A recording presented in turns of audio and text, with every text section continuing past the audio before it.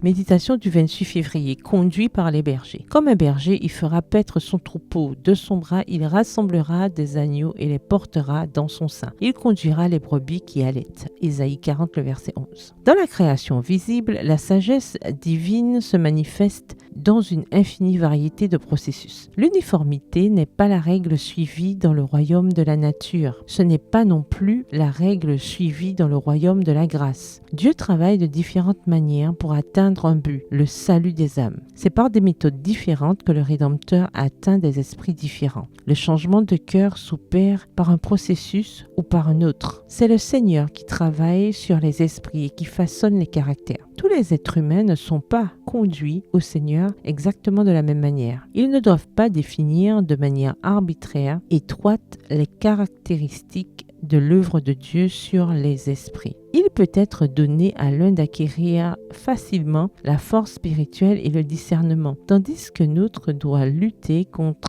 une écharde dans la chair, de Corinthiens 12, verset 7, et est parfois prêt, apparemment, à faire un pas dans le vide, au-dessus du précipice. Mais qui ose dire que Dieu n'aime pas et ne considère pas toujours comme son enfant celui qui est si cruellement assiégé et que sa main n'est pas toujours tendue pour le sauver? Le berger céleste sait où trouver les agneaux qui s'égarent loin du bercail. Il les rassemblera. Il appelle les pasteurs et les laïcs à prendre conscience de leurs responsabilités et à s'unir à lui dans cette œuvre. C'est le devoir spécial des chrétiens de chercher et de sauver les perdus. Les pasteurs et les laïcs doivent encourager et aider ceux qui, cruellement assaillis par la tentation, ne savent pas où se tourner. Mon frère, par la grâce de Dieu, vous pouvez devenir celui qui est capable de ramener au bercail ceux qui s'égarent. Comme au temps d'Élie, Dieu avait 7000 hommes qui n'avaient pas fléchi le genou devant Baal. De même, aujourd'hui, il a dans le monde beaucoup de gens qui marchent dans toute la lumière qu'ils ont reçue. Il a en réserve tout un firmament d'élus qui brilleront encore au milieu des ténèbres, là où l'on pourrait s'attendre